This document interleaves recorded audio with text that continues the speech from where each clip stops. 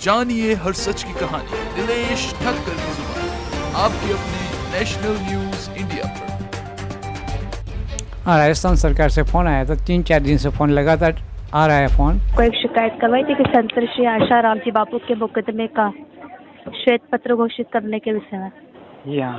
आपकी शिकायत पर डिपार्टमेंट ने कार्रवाई करते हुए जवाब दिया है। क्या श्वेत पत्र घोषित करने से संबंधित तथ्य अंकित किए गए हैं जो कि पुलिस विभाग के क्षेत्राधिकार से संबंधित नहीं है? पुलिस अधिकार के संबंधित नहीं है, मैं मानता हूँ, लेकिन वो राजस्थान सरकार के संबंधित तो है ना। राजस्थान सरकार केस संभाल रही है ना पूरा। मैंने कहा हमने राजस्थान सरकार को एप्लीकेशन दिया है, शिकायत दर्ज की है श्वेत पत्र घोषित करने के लिए।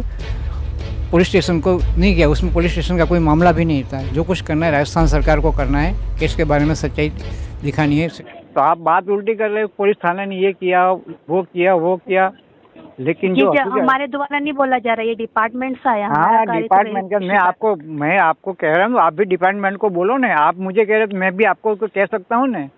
आप भी डिपार्टमेंट को ऐसे बोलो कि भाई ये हकीकत हम सरकार को आवेदन पत्र दे रहे हैं, पुलिस थाना को कोर्ट को नहीं दे रहे हैं। जो कुछ याचिका दायर की वो सरकार के सामने दायर की, हमने सरकार से मांग की है ना। आज भी फोन आया था, आज उन लोगों ने बताया कि ये कोर्ट का मामला है।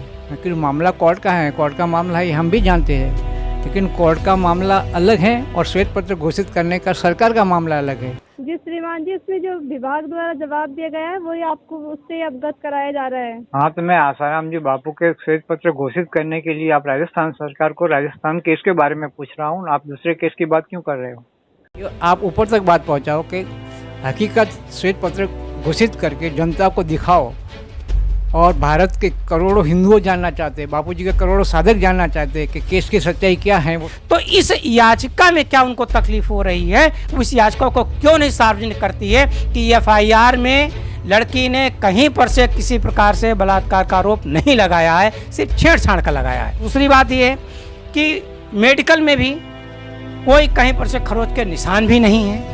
फिर ये सब कहाँ से बन गया, कैसे बन गया, किसके द्वारा बनाया गया, किसके द्वारा बापू को फंसाया गया है, से अगर ये क्लियर ढंग से अगर सरकार संसद में, विधानसभा में, राज्यसभा में रखती है कि वहाँ डॉक्यूमेंट्स क्या हैं, तो उस हिसाब से कोर्ट का केस का मामला तो सिर्फ डॉक्यूमेंट से ही खत्म हो जाएगा। वहाँ नाम ही नहीं रहेगा कि बापू स्वच्छ अपने आप निर्दोष साबित हो जाएंगे। तो इस खबर को लेकर आप लोगों की क्या राय है? आप लोग भी वीडियो के कमेंट बॉक्स में जाकर आप लोग भी अपनी राय अवश्य रखिए।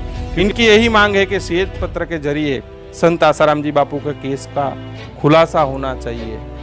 संसद में कहो या राज्यसभा में कहो कि संत आसाराम जी बापू को आखिर किस आधार पर आजीवन कारावास की सजा हुई थी, क्योंकि लड़की ने एफआईआर जो दर्ज करवाई थी उसमें कहीं पर भी 376 यानी कि बलात्कार का कहीं पर भी लड़की ने जिक्र नहीं किया था। क्योंकि तब के डीसीपी अजयपाल लांबा ने भी मीडिया में आकर ये स्टेटमेंट दिया था कि जो दिल्ली से एफआईआर आई है उसमें कहीं पर भी जिक्र नहीं है कि लड़की ने 376 की कोई धारा लगाई या बलात्कार मेरे साथ हुआ। केवल छेड़छाड़ का ही आरोप लगा था, लेकिन छेड़छाड़ भी नहीं हुई क्योंकि तब लड़की की जो मेडिकल हुई थी उस मेडिकल में कहीं पर भी खरोच तक के निशान नहीं थे। तो आखिर किस आधार पर, किस बेसिस पर संत आसाराम जी बापू को आजीवन कारावास की सजा सुनाई गई? तो इन लोगों की यही मांग है। तो आप लोग भी वीडियो के कमेंट बॉक्स में जाकर आप लोग भी अपनी राय अवश्य रखिएगा। और जो लोग चैनल पर नए आए तो चैनल को जरूर से सब्सक्राइब करिएगा और वीडियो को ज़्यादा से ज़्यादा शेयर करिएगा। राजस्थान सरकार से फ़ोन आया था, 3-4 दिन से फ़ोन लगातार आ रहा है फ़ोन। वो लोग कह रहे हैं कि आपने जो श्वेत पत्र के बारे में जो शिकायत दर्ज की है वो राजस्थान जोधपुर पुलिस स्टेशन से संग्रहित है, वो लोग कर नहीं सकते। मैंने कहा हमने राजस्थान सरकार को एप्लीकेशन दिया है, शिकायत दर्ज की है श्वेत पत्र घोषित करने के लिए। पुलिस स्टेशन को नहीं किया, उसमें पुलिस स्टेशन का कोई मामला भी नहीं था। जो कुछ करना है राजस्थान सरकार को करना है, केस के बारे में सच्चाई दिखानी है श्वेत पत्र घोषित करने में। फिर से फ़ोन आया उन लोगों का, आज भी फ़ोन आया था। आज उन लोगों ने बताया कि ये कोर्ट का मामला है। लेकिन मामला कोर्ट का है, कोर्ट का मामला है, ये हम भी जानते हैं, लेकिन कोर्ट का मामला अलग है और श्वेत पत्र घोषित करने का सरकार का मामला अलग है। इसलिए आप ये जो कुछ हमें बता रहे हैं ये आप ऊपर तक बात पहुंचाओ कि हकीकत श्वेत पत्र घोषित करके जनता को दिखाओ। और भारत के करोड़ों हिंदुओं जानना चाहते हैं, बापूजी के करोड़ों साधक जानना चाहते हैं कि केस की सच्चाई क्या है। वो श्वेत पत्र के माध्यम से सरकार अपनी प्रतिक्रिया दे और घोषित करे, संसद में घोषित करे या पत्रकारों के सामने घोषित करे। ये हमारी मांग है सरकार से। और एक ही हमारी डिमांड जब चल रही है कि हमको सिर्फ श्वेत पत्र चाहिए। सरकार श्वेत पत्र जारी कर सकती है जनहित में लिए, क्योंकि सिंगल व्यक्ति कोई हो तो एक बात उसको टाल भी सकती हो, और जनमानस जनता जानना चाहती है, जहाँ के करोड़ों के शिष्य बापूजी के हैं। और उसके अलावा जो जनमानस हिंदू समाज सनातन संस्कृति है जिसको इस मीडिया ने गुमराह किया है, तो उसको भी तो जागरूक होने की आवश्यकता है। वो भी तो देखे कि वास्तव में हकीकत क्या है, ये मीडिया जो गुमराह कर रही है। और सरकार इसके लिए जब कोई जनहित याचिका जाहिर की जाती है तो उसमें सरकार को चाहिए कि वो चाहे तो वो श्वेत पत्र जारी कर सकती है, क्योंकि ये निजी मामला नहीं है, ये सनातन संस्कृति का मामला है। और पूरी हिंदू संस्कृति जो आज जिसको बापूजी ने कहाँ से कहाँ पहुँचा दिया, और आज इसको फिर कुछ अराजक तत्वों के द्वारा ये षड्यंत्र रच करके और मीडिया के द्वारा जो चला करके गुमराह जनता को किया गया है, इस हिंदू समाज को गुमराह किया गया है। तो मैं सरकार से यही मांग कर रहा हूँ कि वो चाहे तो इसको श्वेत पत्र जारी कर सकती है, इसमें कोई वो तो है नहीं भाई। सच्चाई तो कोई भी जनता जानना चाहती है। साधक अगर जानना चाहते हैं तो आम जनता भी जानना चाहती है, क्योंकि आप देखते हैं कि मीडिया में आज कोई भी मैटर आता है तो जनमानस जानना चाहता फला जगह क्या हो रहा है, क्या हुआ है। तो वो साधन तुम्हारे वही हैं। तो सरकार जब सरकार संसद के अंदर जब ये मुद्दा उठा सकती है, रख सकती है, विधानसभा में मुख्यमंत्री वहाँ ये मामला उठा सकता है और बोल सकता है कि मैंने ऐसा किया है, तो इस याचिका में क्या उनको तकलीफ हो रही है, उस याचिका को क्यों नहीं सार्वजनिक करती है कि एफआईआर में लड़की ने कहीं पर से किसी प्रकार से बलात्कार का आरोप नहीं लगाया है, सिर्फ छेड़छाड़ का लगाया है। और दूसरी बात ये कि मेडिकल में भी कोई कहीं पर से खरोच के निशान भी नहीं है। फिर ये सब कहाँ से बन गया, कैसे बन गया, किसके द्वारा बनाया गया, किसके द्वारा बापू को फंसाया गया है।